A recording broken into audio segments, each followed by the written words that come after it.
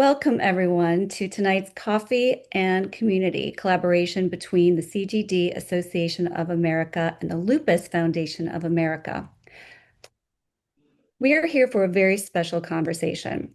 For female carriers of X-linked CGD, it is a medical reality that you may experience what are considered lupus-like symptoms. Tonight is a vital opportunity to learn what those symptoms are and understand the connection between these conditions and explore available treatments, including those indicated for lupus that may relieve the symptoms that our carriers face. Before we begin, we have some important notices. Please note that this session is being recorded. We share this for transparency so that the expertise can remain available to our community. If you prefer not to appear in the recording or would like to turn off your video, you're welcome to do that. You can also use a pseudonym for your display name. And we also wanted to have some acknowledgements. Events like this would not be possible without your support. We're incredibly grateful to our sponsors, as well as our donors from our patient community.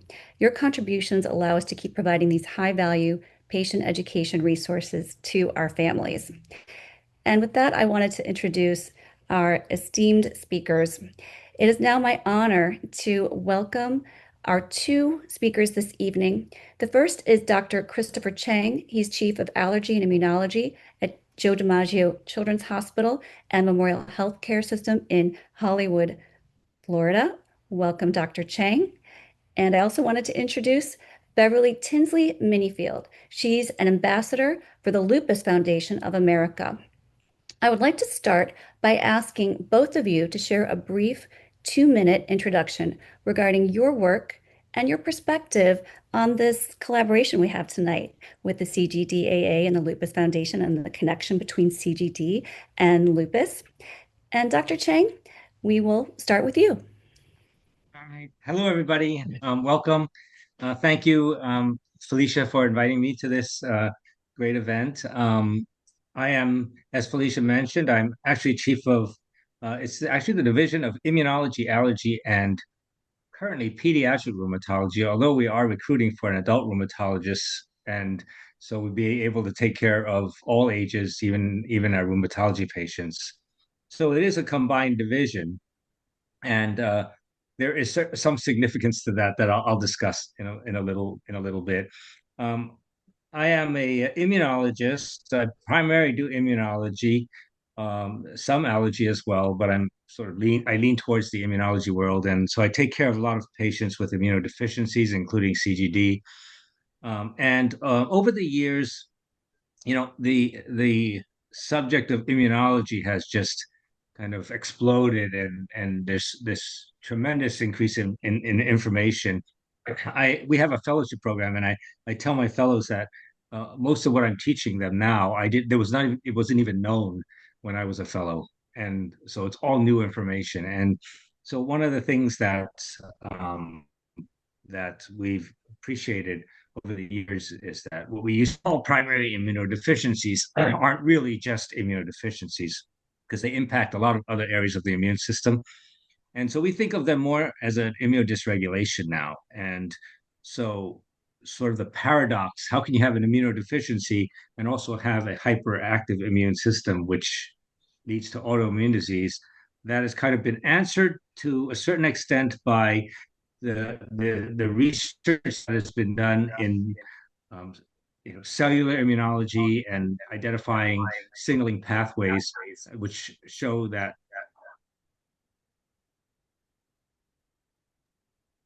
I don't know. I guess I got muted. We can hear you though, Dr. Chang, Oh, okay. All right, you're back.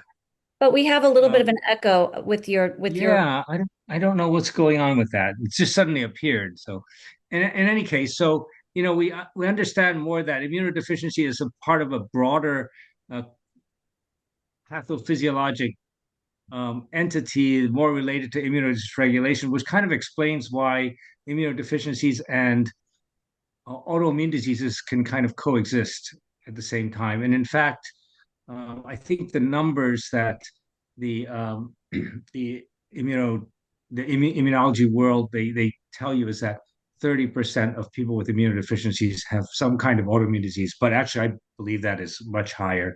And in all the just considering all the patients that I've seen, probably the majority of immunodeficiency patients have some form of an autoimmune disease as well.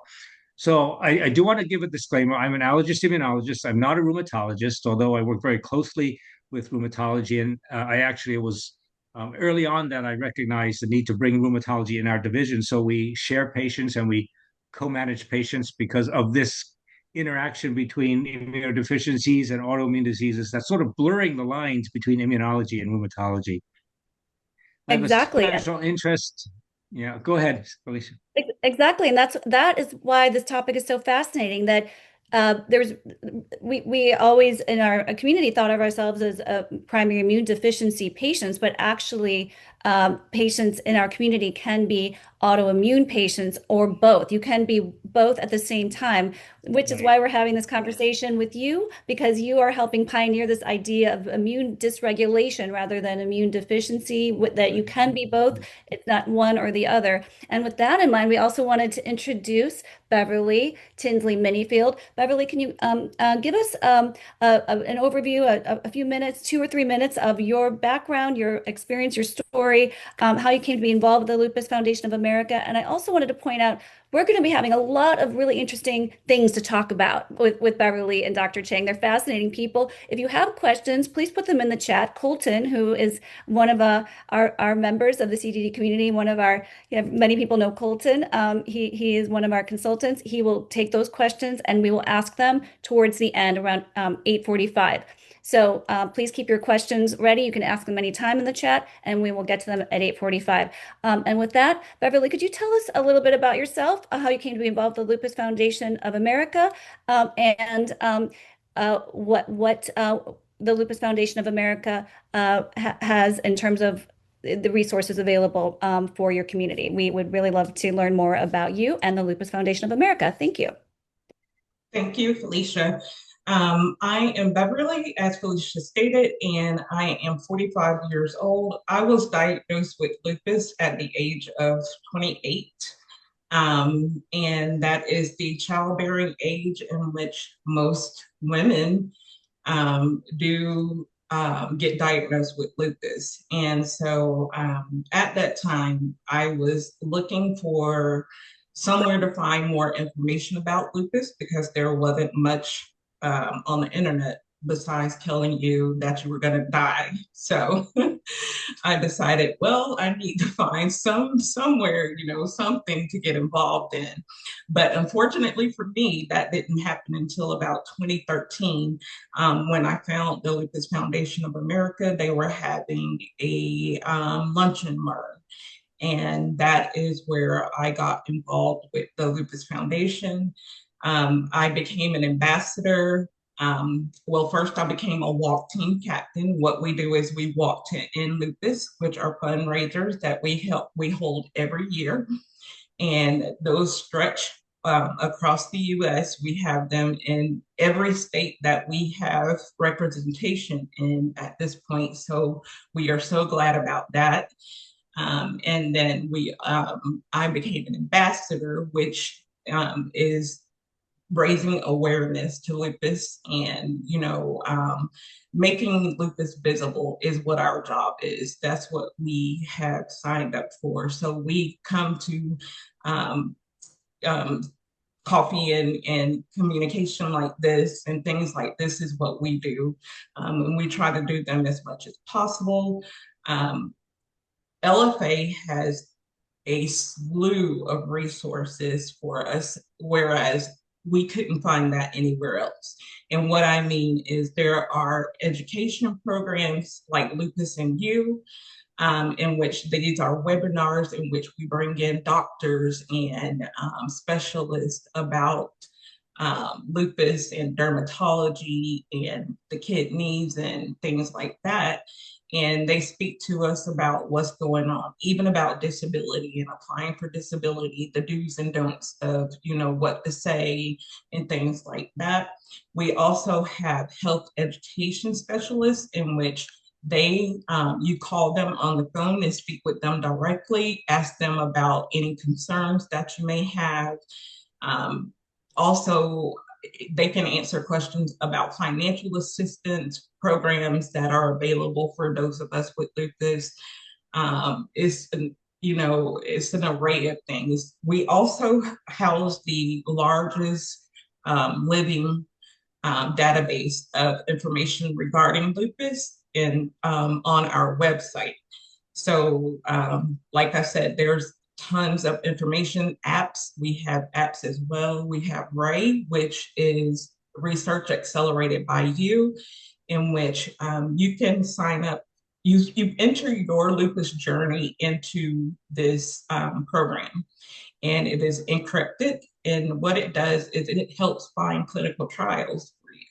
So that is something that we have come up with, and I believe it was formed in 2020, and it is rising. We have over 4,000 members within Ray at this point, and it is continuing to grow.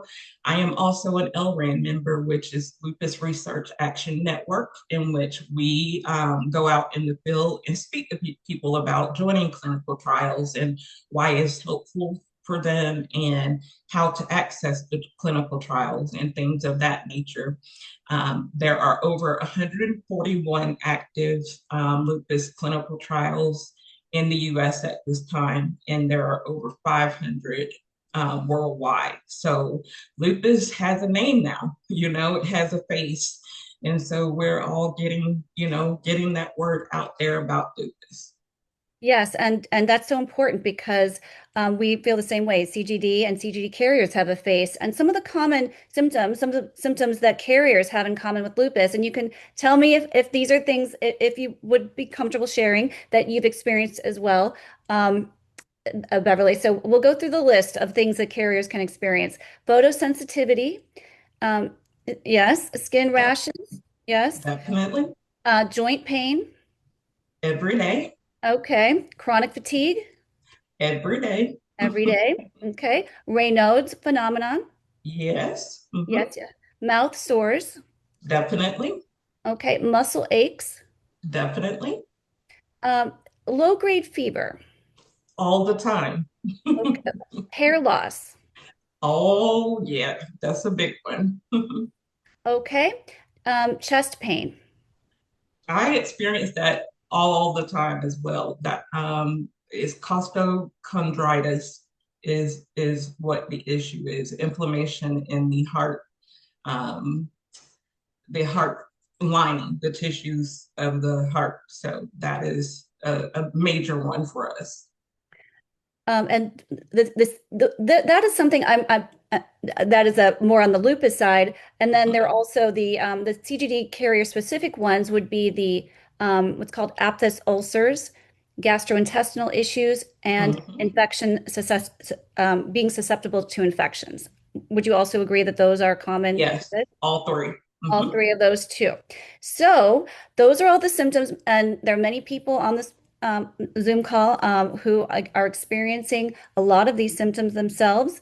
I know that some of them are taking some uh, in- um, medication that is indicated for lupus, and not well. We have very few in our community that are indicated. There are these off-label types of opportunities and medications that we can talk about, and you can talk about that. We will have some questions about that and later on the call because I know our carriers really want to know what is out there. But before we go into it, why don't we ask Dr. Chang if you can explain the biological reason why a CGD carrier might present with symptoms that look like lupus. They're called lupus-like, but they're not actually lupus. So if you could explain that to us, that would really be fascinating.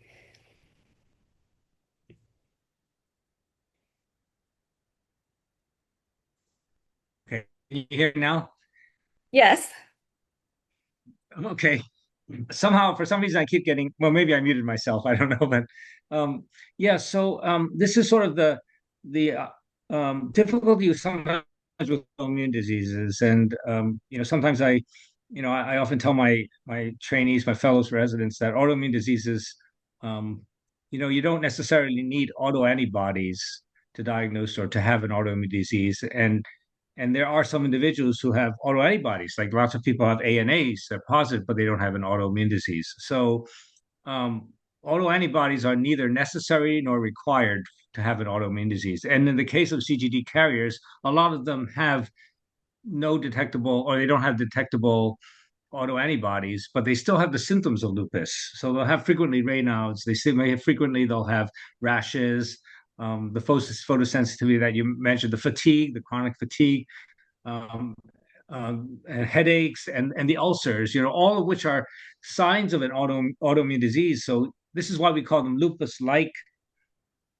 It's a lupus-like syndrome or lupus symptoms, not necessarily lupus as a diagnosis.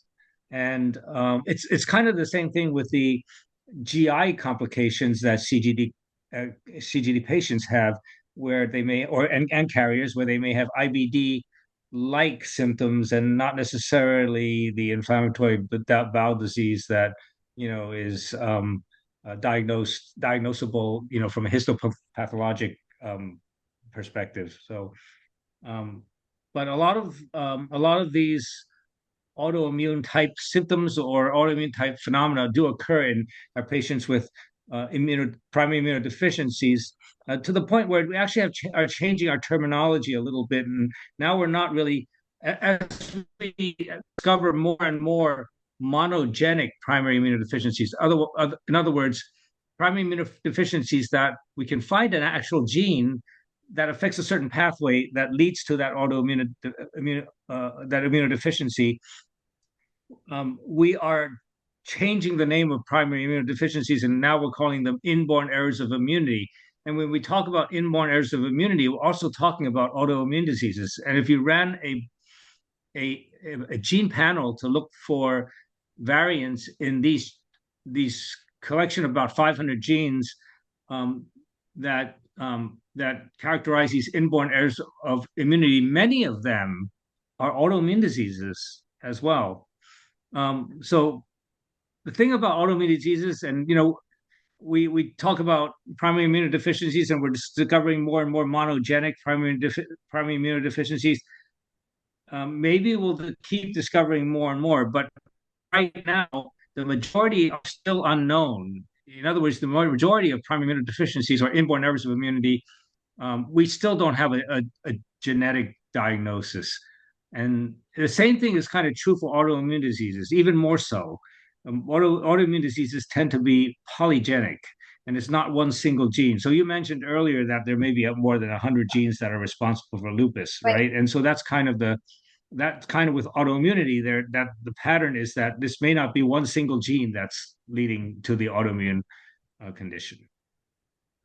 Yeah, and so it is fascinating to look at why CGD, X-linked carriers of CGD can have these symptoms and what kind of treatments might be available, what can they do. Certainly, going to see your immunologist is important, and your immunologist can refer you to a rheumatologist. And many of our carriers have not really had the opportunity to see a rheumatologist and are not really familiar with what a rheumatologist does. So I was wondering if you could share with us a little bit about what they could expect. Maybe Dr. Chang, you could tell us a little bit about the clinical aspect of what they could expect when they see a rheumatologist, when you refer a patient to a rheumatologist. And then Beverly, if you could explain your experience of what you actually had when you went to see a rheumatologist and how you found maybe some relief from your symptoms once you got to a rheumatologist who is a specialist in your condition. So, Dr. Chang, could you tell us a little bit about what a rheumatologist does so that we can encourage our members who are on this call to perhaps go and see a rheumatologist in their network? Yeah. So it's the whole landscape of immunology is changing. So in the past, immunology mainly dealt with immunodeficiencies, whereas rheumatologists mainly dealt with autoimmune diseases. But now when we see our patients with immunodeficiencies, we cannot escape the fact that they also have autoimmune phenomena going on. So autoimmune symptoms, autoimmune conditions going on. Let's take an example of common variable immunodeficiency. That's immunodeficiency. You can't fight off infections just like CGD, but many of them have autoimmune cytopenias and other autoimmune diseases like autoimmune thyroiditis, right? So again, as I had mentioned earlier, sort of blurring the lines between immunology and rheumatology, we work very closely together now. So if we see a patient with a primary immunodeficiency that we think has other things going on that go beyond a susceptibility to infection, we'll send them to our rheumatology colleagues. But that mean that we're hands off with regard to the rheumatologic diseases, because we interact with our rheumatology colleagues to find the best treatment for that patient. So when you go see a rheumatologist, they will do a series of tests that look for autoantibodies, that may look for other signs, or get a history to see if the symptoms correlate with an autoimmune disease. They may need to do a biopsy to see if there's any evidence of autoimmunity. But in the end, we're working together to take care of these patients with inborn errors of immunity, so to speak. So it's not just an autoimmune disease. It's not just a primary immunodeficiency. Right. And so we encourage our carriers to really see a rheumatologist as part of your team. You have your primary care physician, you have your immunologist like Dr. Chang, and then you'll have your rheumatologist, and they'll work in tandem with each other. And Beverly, can you please tell us what your experience was like going to a rheumatologist, and did you find relief for your symptoms? What were the tests that you were given, and what kind of treatments were you also prescribed, and did your life change after that? Okay, so I am a unicorn when it comes to lupus. I am, when you first are diagnosed with lupus, the two typical medications that they will put you on for treatment are prednisone, which is a steroid, and plaquenil, or hydroxychloroquine. And so that medication is like a treatment for lupus at that time. Um, what happened with me is I ended up being allergic to both. Anaphylactic with the prednisone, so I couldn't get any relief to the joint pain and aches and things like that was occurring. And then I didn't have a treatment for lupus because I was allergic to the plaquenil. But I, found I had to end up going to Shands in order to find a medication that they could help me with. And that medication was quinacridone at the time, which also treated malaria back in, in the day. I think it was the 40s and 50s, if I remember correctly, somewhere in there. So this medication worked so great for me. I did find relief. My symptoms were at bay for 5 years. I didn't have any, lupus symptoms. I was doing great. And now, lupus has come along since 2013, and they have now had 4 specific lupus treatments come about. And Benlysta is the first one, and that one was the first one approved. And then it went to Safnello, and then there's voclosporin, which is also lupkynis. And then there's Gazyva, which was approved in 2025. And so that one is for lupus nephritis. And we've also found that Benlysta helps to treat lupus nephritis as well, which is something that I have been diagnosed with last year. I happened to be diagnosed with. And so I am on Benlysta as the treatment. And it too has been another one that has definitely helped me with my lupus and keeping the things at bay. But you also have to have a medication, also a pill form of medication, to coincide with Benlysta. So I'm also on mycophenolate. So Benlysta is a biologic. I take that as an injection in my stomach And I have to self-inject every week. And it's 200 milligrams of a liquid. And so that is what that is, in case anyone wanted to know. Someone asked, what exactly should we ask to be tested or checked when we visit a rheumatologist? Um, you, Typically, if you're going in for, say, you have lupus-like symptoms, the rheumatologist should know exactly what testing you're going to need. But it is an ANA panel. They need to collect urine. They'll need to do check your kidney function. I mean, seriously, guys, you're going to be prepared to give at least 13 tubes of blood. Seriously, I'm not kidding you. They do take about 13 to 16 tubes of blood, just depending on what they want to test you for, what panels they're going to run. And so I ended up having to have a specific test that had to go to California to be tested as well. They are the only ones that have the specific lab that tests for it. So, but your rheumatologist should know exactly what the specific test called, those panels are called. Is there a checkup list? On the Lupus Foundation website, we do have like a list that will help you when you go to the doctor, and what you need to ask, and what type of questions you need to ask, and what type of things that you can be prepared to ahead of time, for once you go there. So yes, that is on the Lupus Foundation website. And Robin said her rheumatologist just ran blood work and said she was fine, but she does have Hashimoto's. I'm sorry, I know Hashimoto's is definitely a hard one as well. I have a cousin that has it, and it's definitely similar to lupus in its symptoms as well. And be aware that lupus does have companion diseases. So you could have lupus and Hashimoto's. So we call lupus the great pretender. It does mimic other diseases. So lupus could be mimicking Hashimoto's at the time, and then later on in down the line, they'll find that you do have lupus. So just, stay on top of things and make sure that you document your symptoms. Keep a journal. I always advise of keeping a journal and write down those symptoms. Agreed. So And also, it's I was thank you, just going to Dr. add.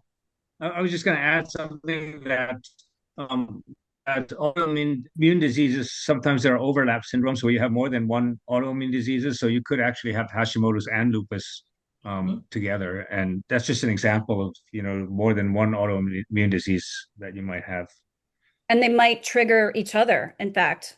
Yeah, yeah. Yeah. Once you have that major flare of lupus, it seems like that's when all of the other players come out. So, but me, I have lupus, I have fibromyalgia, I have Sjogren's, I have Mm. antiphospholipid syndrome, I have mixed connective tissue disease.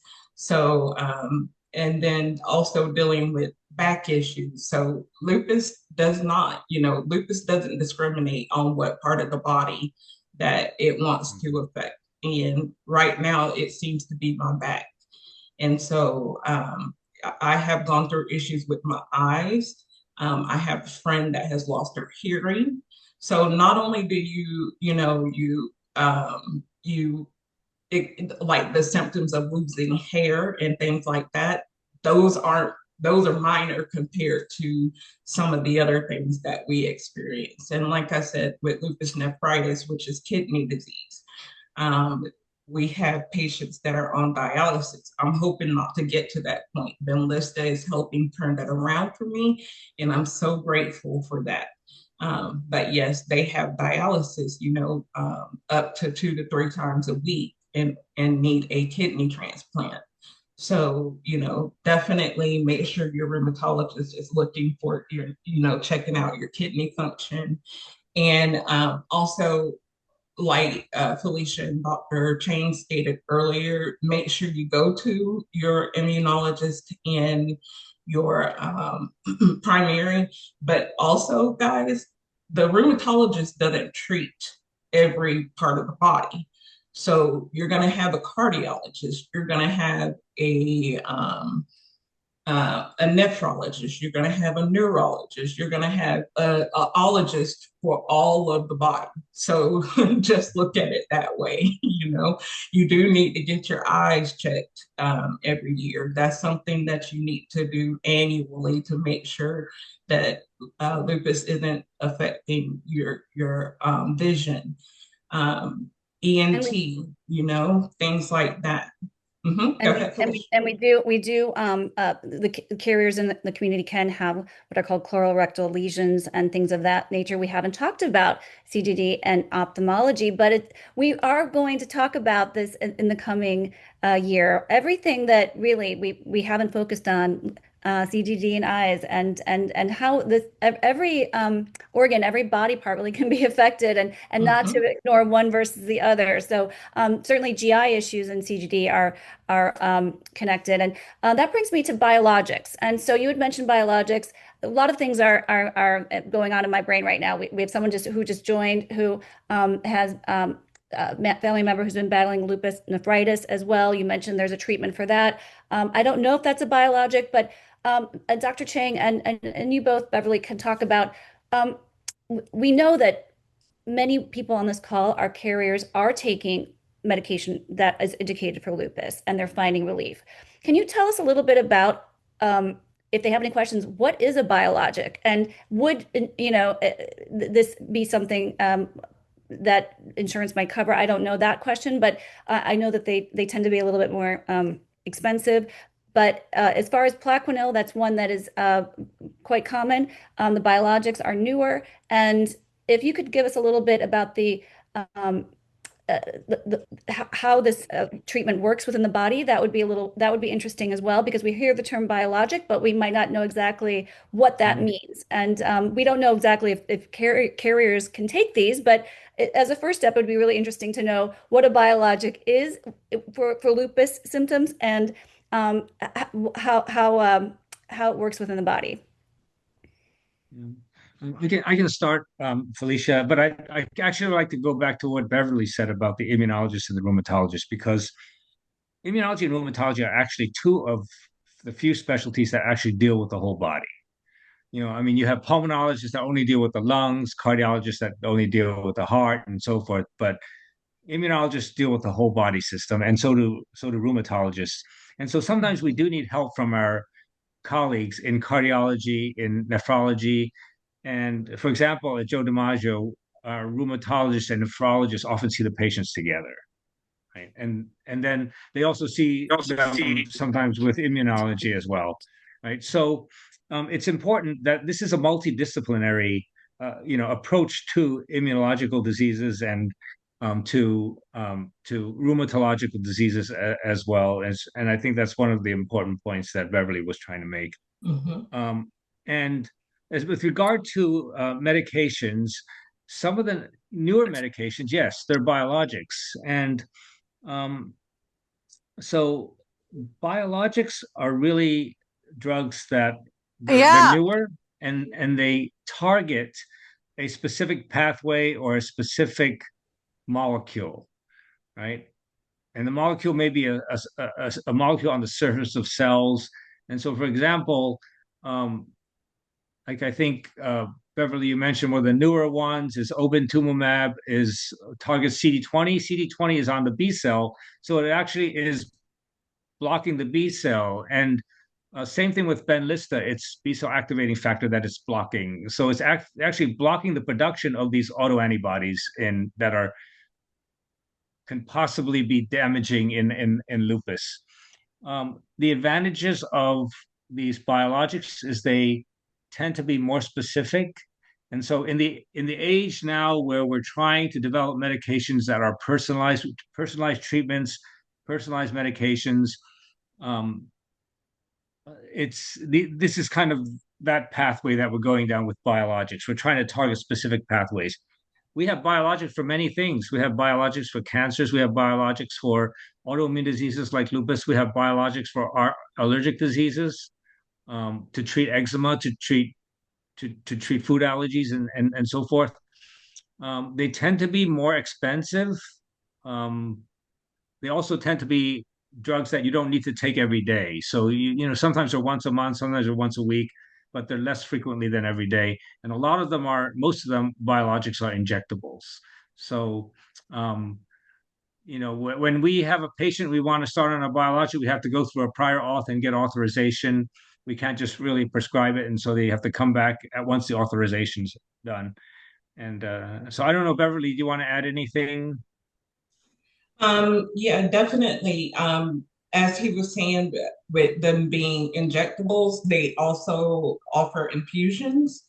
And with the infusions are more likely to be covered by insurance, whereas with the injectables, we are having a lot of issues right now. The reason is the injectables cost $7,295 for a month for Benlysta right now. And so GSK, which is the manufacturer of Benlysta, they do have a copay assistance program. And what they do is the first year, they will cover your Benlysta on that copay assistance program. They will cover that monthly. The second year, then what they do is they give you an allotment of $2,500. So on your second year, you're only going to get covered for just a portion of that first month, and then you don't have coverage any longer for Benlysta. And so with the infusions, being that you're at the hospital or the doctor's infusion center, those are more likely to be covered. However, those patients too were having issues with getting the insurance carriers to cover those. Just because of the expense, none of the insurance companies wanted to touch it because of how much it costs. But if you had Medicare or Medicaid, then they were more likely to approve you for it. They'll help you get that medication. So just know that, like Dr. Chang was saying, it definitely is not simple to get on these. You do have to do step therapy, which means you exhaust all prior medications, all available medications available for the disease before the doctor prescribes you for that, unless the doctor finds it medically necessary for you to be on it from the jump. Then they can fight for you to get that covered through insurance. That's something that is very interesting because we hear a lot about biologics, how they work, how much they cost, and just to give just to hear your perspective on it is really interesting and very helpful. In terms of some of the questions that we have, Polton, I was wondering if you have any questions. I saw some from some of our members, and I was thinking I don't want to run out of time, and it would be great if we make sure that we get through all of the questions that we have. If you could either they could be asked directly, or you could ask the questions that we saw. I think I saw one from one of our patients who was at our Carrier Connection conference, and it was interesting when we had our Carrier Connection conference. We just had a group of carriers that came from across the country and even from across around the world to come to Florida, and many of them are taking medication that's indicated for lupus, and that's what gave us this idea to have this call, because we learned that at the conference, in fact. And so we knew that to a certain extent, but to hear these stories about their symptoms that are lupus-like, and to hear that they have been taking medication and they finally found relief.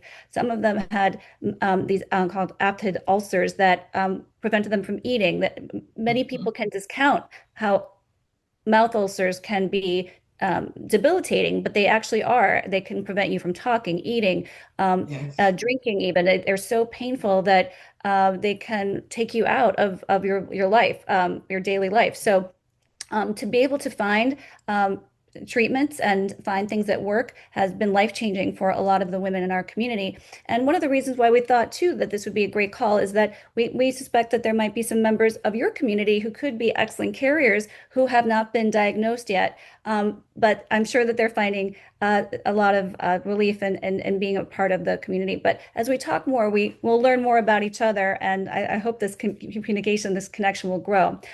Colton, do you have those questions? Because I thought that I saw a few of them that came across, and we're right about that time now that we're going to the Q&A part. Yeah, I think a lot of them have been answered, but I do have one that maybe I see Beverly responded, but maybe she'd like to elaborate, or maybe Dr. Chang has some input. So I'll just read it off here. I see a rheumatologist, but I don't see an immunologist. Should I be seeing an immunologist also? My mother was a CGD carrier and had lupus. And I did advise that her rheumatologist could let her know if they felt that they needed the immunologist to get involved at this time. I know in most medical facilities, they're not like Dr. Chang's where immunology and rheumatology work together. They tend to work separate of each other, Mhm. and they tend to not talk to each other either. So it would be best you have that conversation with your rheumatologist and let them know your concerns, and then they can advise if they feel that you need that immunologist involved, and Dr. Chang can let you know any other information. Yeah, so you're right, Beverly. A lot of times in many institutions they don't talk to each other. I actually trained in we were rheumatology, which came first, and then allergy and clinical immunology. And so when I came to Florida to start this division, I was just determined to combine the two because I really believe that the two go hand in hand.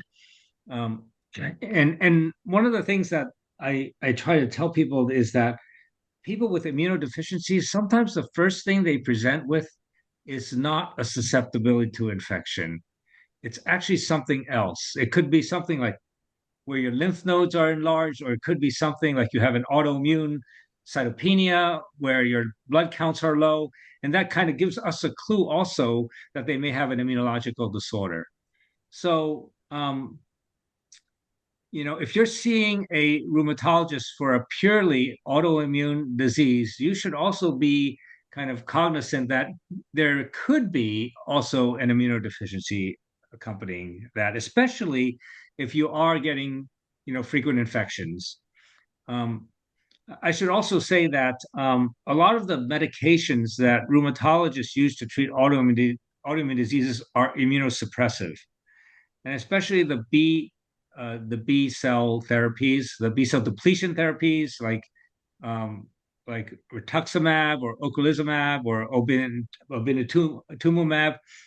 Those medications often cause your B cells to be absent completely and your immunoglobulins to be low. And this doesn't just come from the rheumatologists. Neurologists use those. They're used to treat cancers. Um, so a lot of other specialties are actually referring to us because of secondary hypogammaglobulinemia, or it's an immunosuppression secondary to the medications that are being used to treat autoimmunity. And so it's in those cases, sometimes it is important to see an immunologist as well. And that's why I asked also about the biologics, because they're not just for lupus-like symptoms. We have a lot of members in our community. These are the male patients who are taking biologics for their GI issues, but some of our females as well. Who, and that's where we really started getting our introduction to them through the GI biologics that seem to be more effective than some of the traditional steroids. So to understand that term biologic, I like to, just really, people might be very aware of that, but I like to distill it down to what it really means and make our audience feel comfortable with some of these concepts if they're not already. And that brings us to, as we move away from the medications that are these, prescription treatments, I was wondering, during our Carrier Connection conference, we also talked about what we can do that might be lifestyle or nutrition or things that we can do from a mind-body wellness perspective that can also help with some of these lupus-like symptoms. And I was wondering if Dr. Chang or Beverly, you had a comment on when you think of the whole person, if any of these types of wellness initiatives come to mind that can help reduce some of these symptoms as well. I can actually say yoga, even chair yoga has a great, it truly helps calm the body and the nerves, and it kind of resets you and rejuvenates you. So yoga is definitely one that I do recommend. I agree, and I teach yoga. So there you go. You're speaking my language. Yay, one for yoga. And I was wondering about, do you notice that um, there could be certain flares at certain times depending on what's happening in your life? I mean, our members of our community will say, our carriers will say that during times of stress, that they notice that they have more symptoms. Is that also true in the lupus community? That is absolutely true, definitely. And also weather. People don't realize it, but weather can affect you as well. The barometric pressure change with that pressure, even lowering too much or too high with it being too great. You feel it on your body, your nerves do feel it. So don't think you're crazy if you're experiencing that. That is true. That is something that we go through. Yeah, That's really I interesting. think, yeah, I think a lot of these integrative medicine techniques to kind of relieve stress and increase, improve well-being.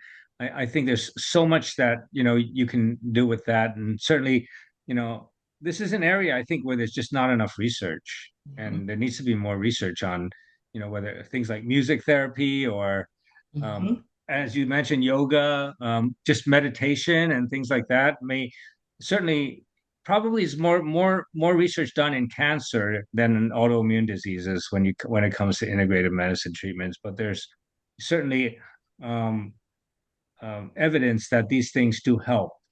Help help well-being. But it's a great opportunity for us to kind of talk about research projects and in these integrative medicine techniques. Right. Well, that brings us to if anyone is here in the call from Florida, we would love to be able to um, get together and talk about ways we can think about working on research projects, especially because Dr. Chang is right here.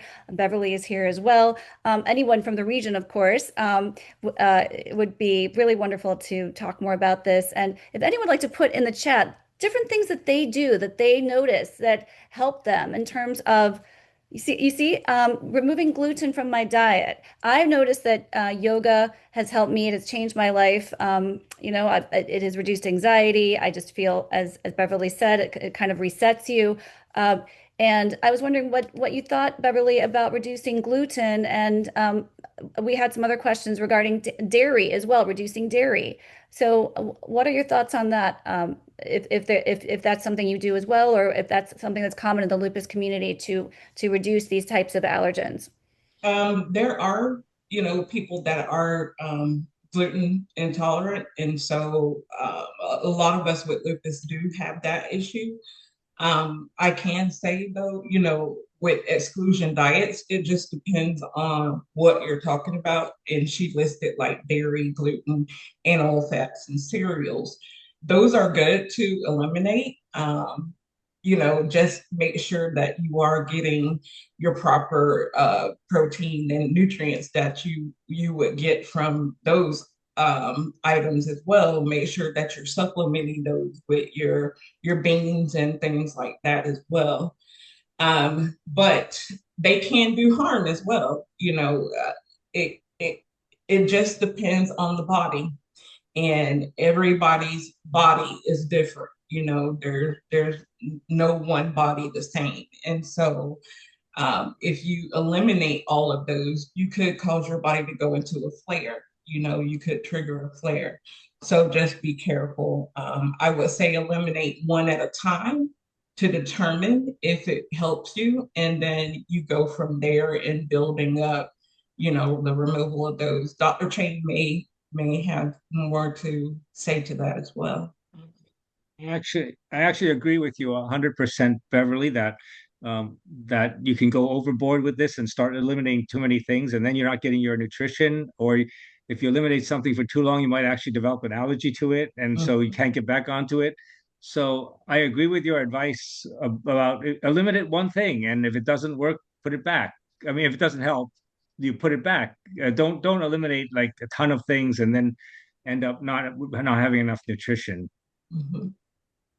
And I've been really amazed. Thank you so much for all of the notes in the chat, because if you're anything like me, I'm always trying new things, whether it's yoga, whether it's reducing gluten, whether it's not having processed foods, whether it's my smoothie in the morning with different things in it that, turmeric and various things. I'm always trying to reduce inflammation. I run my own kinds of experiments. Okay, because CGD carriers express a lot of what's called interleukin 8. And so I do research on, okay, what could I do to maybe reduce this amount of inflammation? And so I noticed that when I am more mindful about my diet and my mindfulness, whether it's meditation or yoga, I feel just much better. And so Mhm.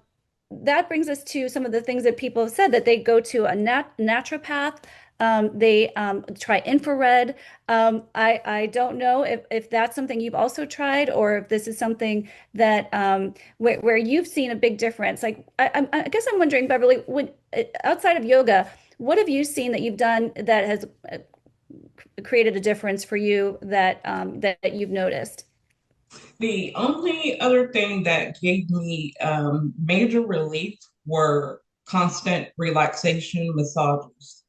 Um, Hmm. I know some of us can't tolerate, if we have things like fibromyalgia, like I do, we tend to not like people touching us. But if you start out with a relaxation massage, you can build up into a deep tissue. But don't start out with the deep tissue and think that that's going to help you. That's actually going to do more harm.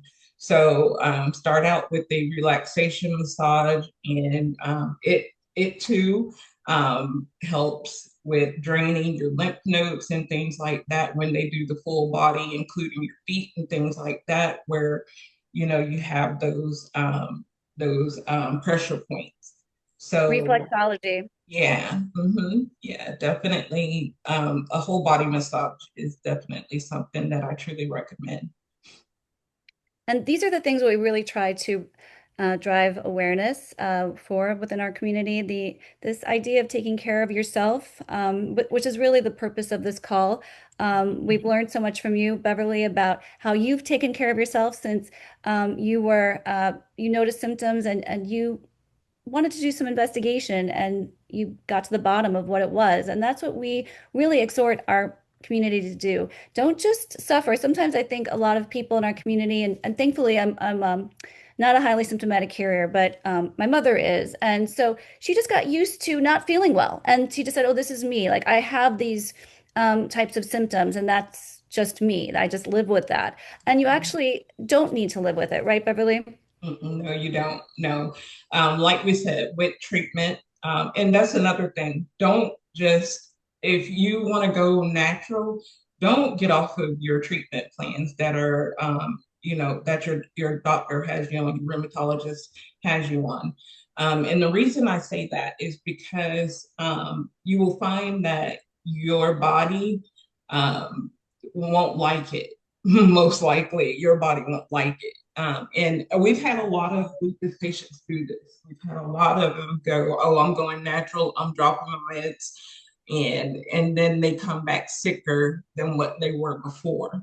So just know that you still need those treatments, and then try to go natural slowly, and then work your way into it and go from there. But don't just drop your medications, and go cold turkey, because that's never the way to go. And we're getting also chats from those who have tried removing gluten, pasta, also red meat, and a lot of other things. Many people in our community try a lot of different things, see what works for them.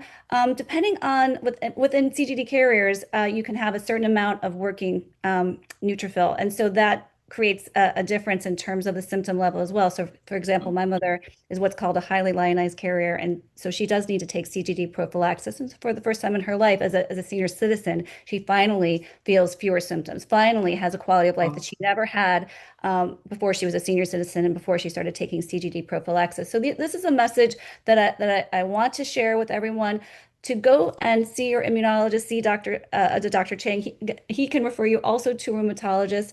Go ask questions about some of the symptoms that you have. You don't have to live with them.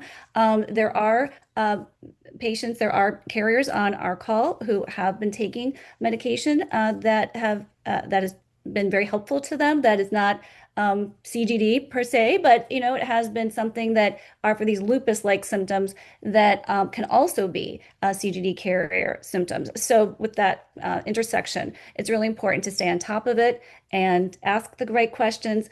Avail yourself to specialists like Dr. Chang, to organizations like the Lupus Foundation, and just take care of yourself. Do more yoga. Get a foot massage, and we really appreciate everyone who joined us for this call. And if there's anything else that anyone has in terms of a question or anything else, Dr. Chang is available to you. He can do telemedicine here in Florida. And if you would like to be in touch with him, please feel free to email me and I can put you in touch. And if you'd like to be in touch with Beverly, what is the best way to be in touch with you, Beverly, and the Lupus Foundation? The best way to get in touch with me, I actually have many roles within the foundation. I'm also a support group facilitator of two groups.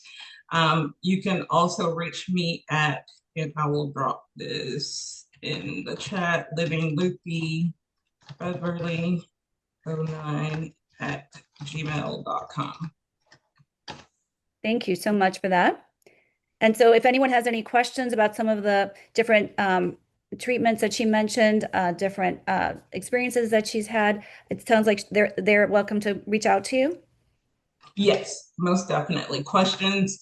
That's actually, I'm truly an introvert. And I always say my sister forced me to, I'm a forced extrovert, because my sister would tell people, my sister has lupus, call her, and she'd given them my phone number, not even tell me. People are just calling me and I'm like, yeah. So yeah. So by now I'm used to it. So yes, definitely. Any questions you may have, feel free to reach out to me. And just know, you guys, that you're not alone in this. There are so many others, that are out here, and we're taking things day by day and, trying to do our best. So just know that you're not alone. You don't walk this journey alone. You are not alone. We all have symptoms. We all are dealing with things. And Beverly, I might call you when I have my skin is, Sure, blowing up because I need a shoulder to cry on when that happens. So you right? might be hearing from me out of the blue, like, okay, makeup's not covering it this time. Okay, I need help. So thank you, everyone. Thank you, Dr. Chang. Thank you, Beverly. Thank you, Thank you, everyone. Colton. And we're so grateful to you all, to everyone who joined tonight. Have a wonderful evening and keep in touch. Look forward to being in touch with you for the next Coffee and Carriers, or Coffee and Clinicians, or Coffee and Community. Have a wonderful evening. Bye for now.